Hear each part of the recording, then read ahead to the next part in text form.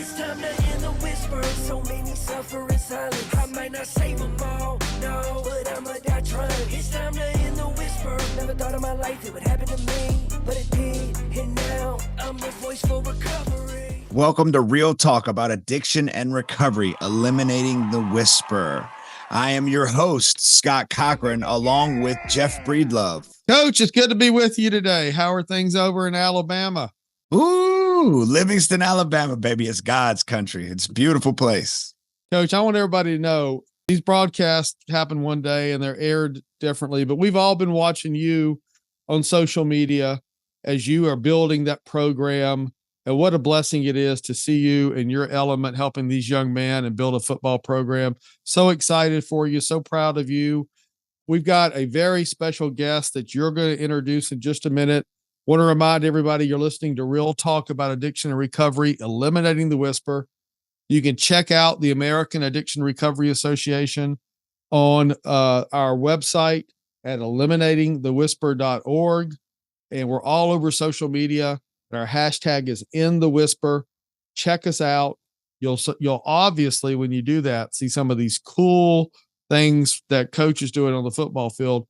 And Coach, speaking of, me being in Georgia and you being in Alabama, we got a very special guest today who is not in the Deep South. Tell us who we got and what's going on today. Yes, I'm fired up to introduce my really good friend, Sheila Mendelson, and she is from upstate New York, and such a great friend of mine, where I'm sure it may be March right now, but I'm sure it's still cold there. So, hey, glad to have you on. How is it going? I'm good. It is sunny, but very windy and cold today, but it's better. The ice is melting, so that's all I can hope. That's good news. I love to hear that. So today I wanted to jump right in. Can you give us a little bit, Sheila, about your story? Tell us a little bit about your recovery and the stuff going on that you've experienced.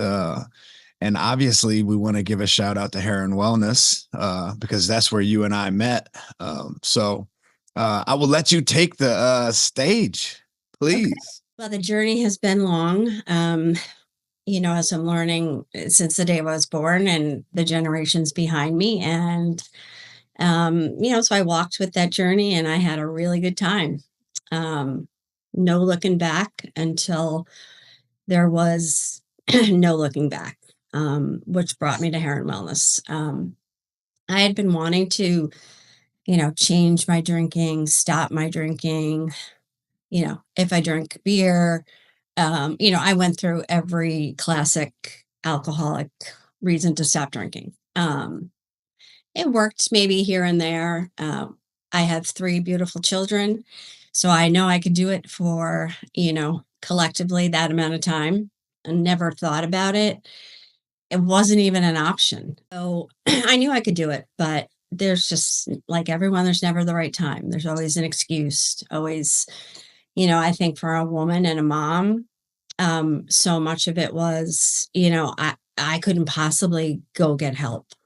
How could I leave? Nothing could go right. Everything would blow up. And, so it was the right time for me to take that leap of faith and trust in the process and, surrendering that I need help. And, it was a big joke. I remember times, Lent's coming up. I'm going to give it up for Lent. Yeah. Well, I'm going to substitute Tuesday night because I had a really bad day and then I want to have it Sunday. Like we were still going on those Sunday rules, which obviously was just an excuse. I love the Sunday rule. Oh my gosh. The Sunday rule was so big in my house. I can on the way home from church. Yes. On the way home from church. Yeah. We would go get king cake. Yep. King cake was only on Mardi Gras. Anyway, Right. I was married to a Cajun. My first go around in the marriage world was to Cajuns, and so I guess my point is that I always knew that it was a problem, and sometimes it affected me, sometimes it didn't. But for the point in my life, I'd had many illnesses, cancers, surgeries, and like that wasn't enough for me, you know. But it was the right time and it was the right place, and it was, it was the perfect storm for me. And I met Scott.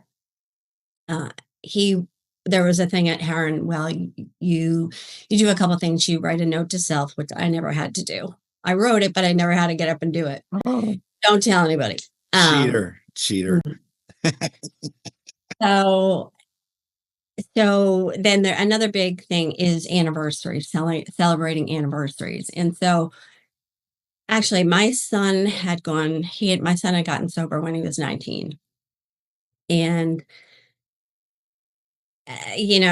there was a huge chunk of time that I missed an opportunity for so many things, to be an example, to, if you're going to do it, I can do it. But I missed all that. So I knew the world of rehab, and I knew it was like 30 days, I'm out.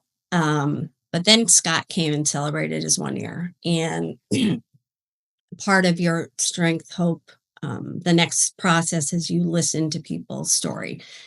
And it is a moment of, hope, strength, and courage, really. And I watched Scott, and I watched his wife sit next to him, and I watched his kids. And, I remember going up to him like in the lunch room downstairs, and, Scott's a legend for sure. And at Heron, he's a really big legend. And I had heard about him and seen the footballs. And I'm not, I'm not, I'm not a shy person. I'll go up and introduce myself to the Pope if I needed to. So I was like, "Hi, congratulations on all your wins. Like, can I kiss your ring?" And he was like, "Hi, yeah, yeah." And it probably took me a good 6, 8 months from listening to him on meetings and just taking advice, listening to stories, asking questions, speaking up, finding my voice. And Scott was a really big part of that. So fast forward almost 3 years in June. Come on. That's incredible. If anyone who knows me, I mean, like going back to Lent, I have no willpower, but I've learned a lot of strength, and I've learned, like, don't just give up, half and half for Lent.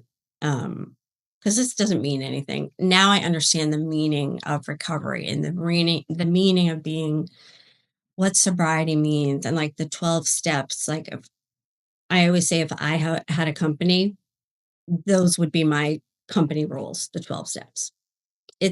They're rules that anyone should live by. Well, I wanted to jump in on that. God, you just said some cool things. Uh, Me being part of your journey, you're just as much a part of mine. To see you every Sunday. Every Sunday I get to see you on a Zoom. It's an alumni meeting with Heron, and it's, to see you constantly being honest and being real just helps everyone. But I wanted to talk like the big thing. You just brought it up. You said you had no willpower, right? I think that everyone that looks at addiction, alcoholism, right, looks at the isms. They think, why can't you just have willpower and not pick up? Um, so speaking on that a little bit more, what do you find works for you? You said the 12 steps, but anything, specifically in your day that really helps you stay in recovery? I would have to go back to the core of community. Like, um, you go through life, whether it's high school, and I happen to go through the whole same school from kindergarten to, you know, senior. And then you go through a college community and you build these relationships. But when you enter a recovery community, there's no greater way to try and accomplish anything, to try and, go around above any barrier. You can do nothing by yourself. We cannot live in vacuums and it's just not possible. And I think back into all the experiences that I've struggled in my life, really struggled. It's because I did it alone. Like I didn't have a higher power. I believed in God, but God was just somebody I asked for help. Did the Hail Mary, like, let me, whatever it may be. I never thanked God. I never woke up every morning and was like, thank you. And that's a whole different feeling. And I wouldn't have gotten that through the powerful stories of struggling and, watching people like Scott. I knew, even though we weren't like on the phone every day, I knew. And you don't get that unless you have a connection in a community. So it's it's the ability to know when you need help and to ask for that help, and then it's also the ability to kind of look at your surroundings and I they're like my spidey senses go up, and when somebody just stops asking, somebody stops raising their hand. And that's true in life, when our kids are coming home every day and their head is down, you know it's really hard to ask that question because lots of times now I'm afraid that their head is down because of the damage I've caused through my addiction. So every day is a learning experience and it's like a Pandora's box. You open it up. But I have to say, when you do all those things, when you listen to people, when you talk to people, you share experiences, you share hope, you share all those things, the box usually opens really well. There's like magical things that just keep happening after you keep doing the next right. Mm. And I say it to people who aren't, like my husband's like, oh, I'm doing the next right thing. But like, it works. Like, it's like trying to like argue with science. You can't. And it's the miracle. It's the miracle combined with the science and the repetition and the structure. And then it's the whole faith, you know? It's those God winks. It's those. You introduced me to Jeff, and you don't even know this, but like something that you're going through with your family is now opened up something in my mind that I know when I get to a certain point, I can rely on you and I can rely on Kat, So it's like you're constantly building this arsenal and this army of warriors that when you need help, they're there. They swoop in. Oh And my God, I love that. and you can't do it alone. Like you cannot, go into battle and be like, come on, I'm here, you know? Look, I relate to what you said so well. When I didn't go to Heron. I went to a place called Mar in Atlanta. And when I had been arrested, it had made the media, I'm facing a felony, and I go there and they tell my wife and I kind of what it's like. And it's all about living in an apartment with people and communal and connectivity. And I said, I want the plan where I have my own apartment and my own private training. And of course, I didn't know. I hadn't entered recovery. I was in the crisis. And I also didn't appreciate something that I think you just said that was so awesome. It is a complex disease that we're talking about. It's a brain disease. There's usually been a trauma behind it. And there's connectivity and then the higher power concept. I'd like to ask you, when you were going through that process of connecting all those things, your faith, learning how to rely on others, working through the shame of what you had done, thinking that maybe you had hurt your kid. My son was in high school when this happened. Jack was in high school when this happened to him. So he perfectly well knew what was going on. How did you process that on the front end, that all these things were a part of this? And now what do you say to somebody, as somebody who's celebrating 3 years? Well done, you. How do you explain that complexity to them? The complexity of the 3 years of Well, combining no, like it's everything. there's faith involved, and there's you got to connect with people and work past your Oh, shame, and you got to um, combine your lived experience with your faith and all that. It's very complex.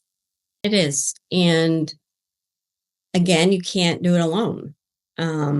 So it's, everybody's got to find their own balance. That's like, when you begin recovery, they say 90, 90, and 90. Go to a meeting every day. If you have that luxury, great. But now with technology, like when people say they can't do things in any regard, doesn't matter if it's recovery. I'm like, really? Because that's pretty much a way to do anything. But okay. And that automatically says to me, they're not ready. They're, you know, any given moment, we have, like I always say to people, I don't even know what I don't know. Like there's so much I don't know. And I think it goes back to balance. Like you have to find what works for you. Um, there's things that I did religiously my first year that I don't do that much anymore. But there are some things like that Sunday meeting for Heron. Like I've been in Italy. I've been in, on a anniversary trip in Florida, and I've been in my bed with my hood on, that is something that I don't miss. Like I don't go to the Wednesday, the Thursday night meeting at the church that I really never connected with anybody. But like the point is you gotta try everything, and I think you gotta trust your intuition of, like I think so many of us were in addiction because they only relied on what they knew. They were stuck. And, you know, I watched I'm not saying, like you watch your life and, whether your parent was an alcoholic or a drug addict or whatever it is, I remember sitting at the kitchen table saying, I would never smoke a cigarette. I So like what you yeah, said though you got to be willing to try everything. Because I've come to accept it's kind of like, and I don't own any stock in Baskin Robbins, but it's kind of like, it's kind of like Baskin Robbins. It's all ice cream there, but there's 31 flavors, and you may not like one flavor, but and you thought you did. It may turn out you sample another flavor that you go, oh wow, this is for me. And I think your point about the willingness to try in early recovery everything, but then finding that thing that's right for you, and it might not be what you thought it was. right. And this is like, I said to my dad earlier, like, well, I'm gonna do something for a podcast. He was like, podcast? What? And so like for me, this is like what I thought recovery would be, what the stars of recovery. But I also know that like anybody can achieve this. And this is amazing. But like you can be, and I know that person who makes that coffee at that meeting at that church, and he's been making that meeting for 3 years. So everyone's purpose and everyone's commitment to their sobriety and to their life, whether it's health, whether it's fitness, whether it's shopping, everybody's got an addiction. But how you choose to show up every day is between you and your higher power. 100%. Right. And I'm grateful that I have a higher power. I thought my higher power would be like, yeah, I've been here the whole time. It's really taken me a long time. Longer than 3 years. I'm pretty solid about my higher power right now, and I know it's God. But there was times I was doing tarot cards. I was drinking bark. I don't know. Like I wanted to just have that light. And I know now that that light doesn't come anywhere until it starts coming up. It's So it's really I in football, in the world that I'm in, right? You try to tell these kids and these coaches like to enjoy the journey, right? Enjoy the process. And I feel like in early recovery, that's impossible, because you're really, but then once you get the swing of it, it's kind of like this is a fun journey, right? Like the to experience everything, um, to get the experiences of the freedom, that's where I feel I have a freedom now that is just Mm. unexplainable. I don't have to hide. I don't have to, I was feeling it. I'll tell you, I went to go speak on Tuesday and Wednesday with Jeff. And on Tuesday on my drive in, I was feeling very insecure. I was feeling the not good enough, like maybe it was the football was getting to my head, like being a head coach for the first time. Maybe it was the just going and, driving 2 hours one way to get to the speaking engagement. I just got in my head. And, I didn't want to call anyone, right? Because that's what they say, right? Get on the phone. The phone feels like it weighs 100 pounds, right? And like I didn't want to call anyone, but I knew I needed to. Uh, and sure enough, I made a couple of phone calls and it was like instant, I got out of my own way. The question I have, because I have uh, having been in rehab myself and worked in one, like what the strength I see, and it seems to be just recent that more moms, more females are starting to wake up and think and see that it's okay to get help. Um, would you have any advice for them? Because I feel like it's so hard for a mom and for a female to raise their hand and ask for help when they have been the help, right? Like, mommy, mommy, mommy. Like, I mean, my kids are teenagers and we made a joke like every time they say mom, we need to do 10 squats. um, but do you have any advice for moms out there that may be struggling and think it's just not possible? Yeah, and I think it's with anything, not just women, but with men. We have so much out there, and luckily, maybe just because my world right now, but there seems like there's a lot of people, Hollywood, even going towards recovery and sobriety and clean living and faith and God. God has never been more popular, and we all know why. But um that's another podcast. That's right. That's right. But my point is, like, eh, we think that that's really attainable to like go to rehab and take 6 months. It's not.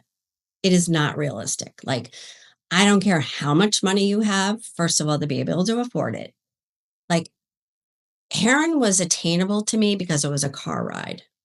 Like, there were plenty of people telling me to get on a plane and go to California for 6 months. No way. I knew that that would instantly be a barrier for me. That time, I'm a very homesick person. Like, so that was a huge experience. That was a huge way for me to actually go because I thought that was attainable. Like, the people who really, really like, I'm a luxury. I'm in recovery in a luxury position. And when you go to meetings, like, none of those people can just pack their bags and go to recover into a rehab. But I know that that's not the answer because I see at my like, I go to this amazing Saturday meeting and it's big and you have to take a ticket.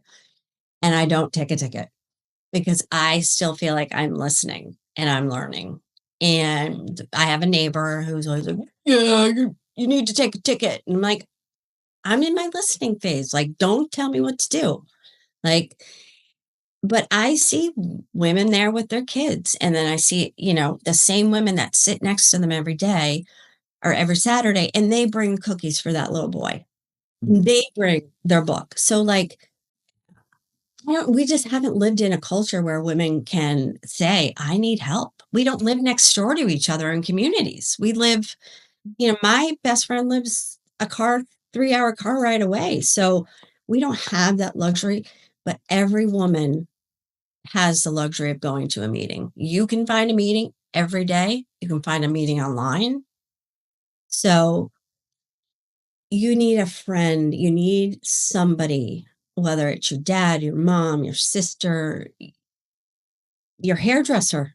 My hairdresser was one of my people that was like, just go. We'll figure it out. So like it's often just looking around you and being like, who can I count on? Like, who can I pick up the phone and just be like, I'm in trouble? Because chances are they're going to have somebody in their family that's in recovery, or they're going to have somebody who has a friend that has this meeting, or, who has, you know, it- the world is equipped enough to put those spidey senses out and help people. So, you just have to keep finding and keep asking. I mean, and ask, like literally ask the guy in the drive-through, like, I'm struggling. Do you know, anybody who goes to A and has a good meeting? Like, and you're in the airport, like, friends of Bill, come to lounge 4, like, but you have to want to ask. And that's women have to feel like if they ask, it's going to be okay. That's And that goes important. back to communicating with your family. That's very important. You got to go to any length for your sobriety and recovery. And you're listening to Real Talk about addiction and recovery, eliminating the whisper with Coach Scott Cochran. And I'm Jeff Breedlove, and our friend Sheila Mendelson from upstate New York is with us today. You can check out the American Addiction Recovery Association at eliminatethewhisper.org. Our hashtag is hashtag in the whisper. We're all over social media. And we are just excited, Sheila. You have blessed the American Addiction Recovery Association by joining the board of directors, and you've already been leading for us. You were instrumental in making, I think, really our first real multi-state visit possible. A few months ago, Coach and I got to go to Philadelphia and New York and Bedminster and a few other places, or thanks to you and your leadership and convening leaders for us in Pennsylvania and Connecticut and New Jersey and New York, to sort of help us with our very, very elementary first steps. And my question to you is, when Coach contacted you, and I mean, I know y'all are friends and all of that, but this is kind of like a nationwide effort. It's kind of a big deal. What about his vision of the American Addiction Recovery Association doing something nationally for families and survivors?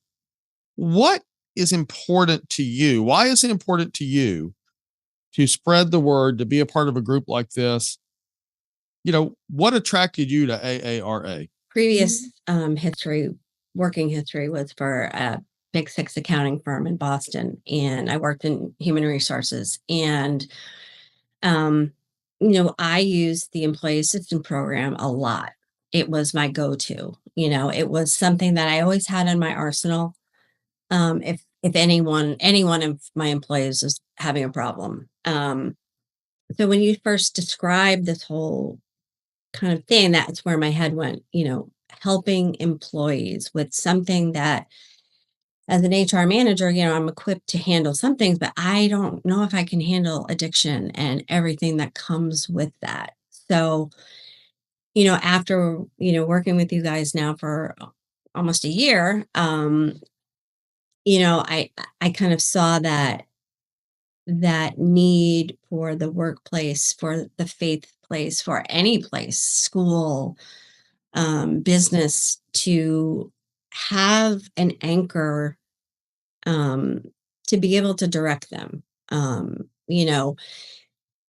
it felt like the same kind of community that there is within, any recovery organization.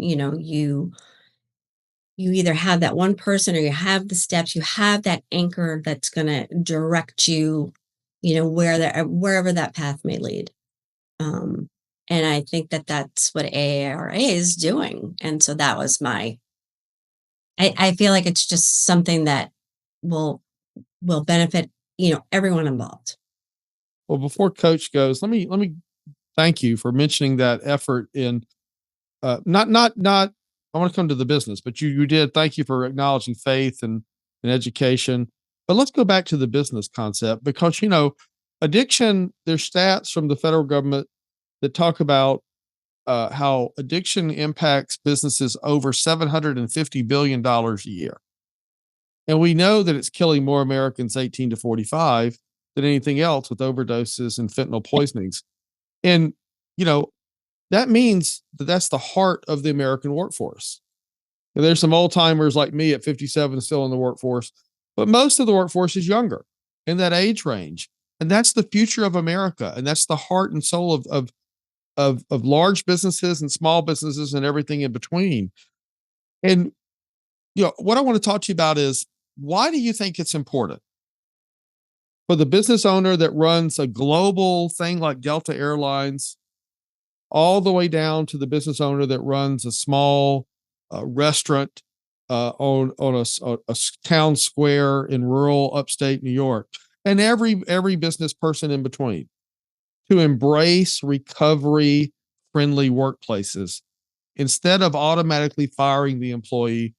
What's your message to business owners about why they should work with groups like ours to find ways to support their employees when they are impacted by addiction? I know kind of on both sides. Like, I know as an employer and as an employee. So I know what I've cost my employer by calling in sick and not being productive. And I also know, you know, on the employee side, you know, calling in sick, and that means I couldn't take my kids to school, and that means they couldn't go to their after school basketball game, and then it's a domino effect. So, you know, it's like, it's a matter of asking for help. But it's also a matter of like being okay and feeling safe enough to even approach somebody to, I've been in a couple situations where I know that a wife is coming to work every day and their husband is a horrible alcoholic. So like, she's tired, she hasn't slept. Like, if I could have turned to her and said, like, you don't have to do this alone.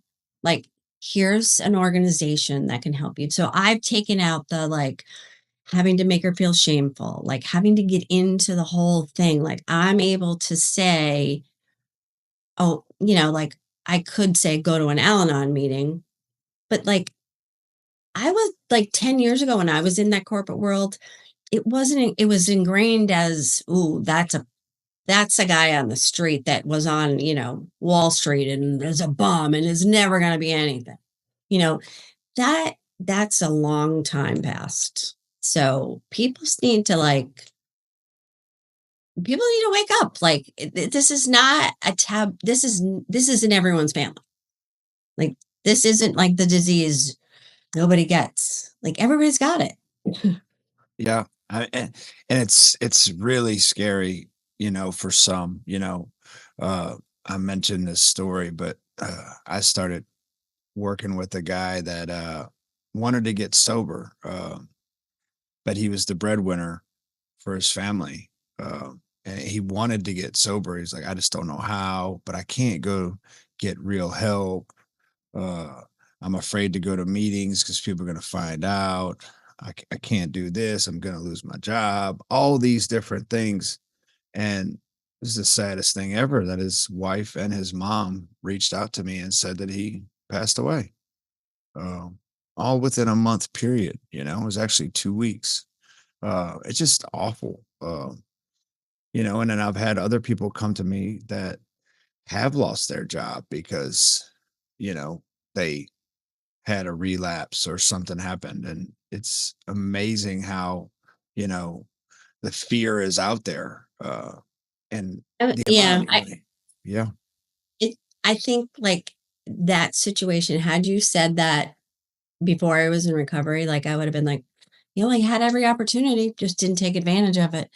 Right. The difference now is there's just such a disconnect. And when you like, had you not taken the help, and you certainly did, you know, didn't ask for help, was lost a job. Had you done all those things, none of those things would have happened. Like you would be where I am now and being like, you know what? It sucked, but I don't have to worry about that again. I'm not going to Mm. repeat that behavior. Like I'm a good employee now, you know. Right. But there was, you only see I'm bad, so if I get help, it's going to be bad, bad, bad. You don't ever have the hope to feel I'm bad. If I get help, things will change. It just stays in I'm bad, and if I get help. You said something so important in your example that I've learned on this journey and talked to several business owners and leaders, HR people about, that I don't think is appreciated enough. And that is that at the end of the day, we're talking about two types of employees with our disease. Obviously, the employee with the disease who's using drugs, prescription or otherwise, alcohol in a manner that leads to addiction. Well, that's kind of obvious. Everybody recognizes that employee, but it's that employee that's there who has the spouse or the child and comes in haggard and tired emotionally and physically and mentally and spiritually because of what they're been doing because of a loved one, and they're not quite as productive, they're not quite as cheerful as they were before, and the management looks at that themselves and go, well, you know, we know Scott's not drinking or doing the drugs, what's wrong with Scott? And there's no place in that workforce for Scott to go and say, hey, you know, my spouse has got this problem with alcohol. Where are some resources that we have that I can get help? And I think, you know, it's important for business leaders to understand that it's not just the employee themselves that may be doing drugs or alcohol inappropriately. It's how their loved one doing it is impacting their productivity as an employee, which is the importance of recovery friendly workplaces. And I'm so thankful you're going to help Coach and I uh, bring that message to businesses across the country, because I think is it not true that if they can turn into this disease and accept that it's in their business, whether it's globally or locally, that they can find a way to help people and maybe make more money and save money in the first place as a business because they acknowledge this. And I just appreciate, you know, your leadership on that issue. Awesome. Well, great having you today, Sheila. Uh, Again, you can find us at eliminatethewhisper.org. That's how you find American Addiction Recovery Association, where Sheila is on our board of directors. That's why we are so awesome, because of her. But you can find us at eliminatethewhisper.org. Take us away, Jeff. You know, Sheila, thank you so much. Again, you know, you have blessed Coach and I already with opportunities to meet leaders across the tri-state area, really more than the tri-state area. And, you know, I take a picture that's on this presentation that Coach referenced earlier. And, you know, Coach and I have had an opportunity to go to the Odyssey House in the Bronx because of you. And we've had a chance to go to other places in Bedminster and with some guy that we've all heard of who has a golf course there. And we've been to Philadelphia, to Kensington, and we've walked the street where xylazine ground zero epidemic in America because of you. So thank you for your leadership for us. And listen, if you want to join AARA, we have a board of governors, which is not the board of directors, but we'll be putting up links about how you could join the board of governors. And that's a volunteer position where you can give us your thoughts, your ideas, your concepts. If you've ever said, what can I do to do something? And I've got all these ideas, join our board of governors. And then you say, but Jeff and Coach, I ain't got time for your board of governors. but I do want to help you guys. Well, just So sign what up do you do, Jeff? What do you do then? You sign up for just our regular advocacy volunteer supporter list. It's free. And help us grow our email list across the country. And when Scott and I learn about a piece of legislation in New York State that's important, we'll let you know if you're in New York. If you're in Nevada, we'll let you know. And if you're in California, we'll let you know. And we'll let you know how you can raise your voice from Congress to your state capitol to your city council, and how you can make a difference. And AARA is going to lead that way. We need your help. Join us. Coach, it's all about eliminating the whisper. Check us out, eliminatethewhisper.org. Hashtag in the whisper. Recovery is real. It's time to end the whisper. So many suffer in silence. I might not save them all, no, but I'ma die trying. It's time to end the whisper. Never thought in my life it would happen to me, but it did. And now I'm the voice for recovery.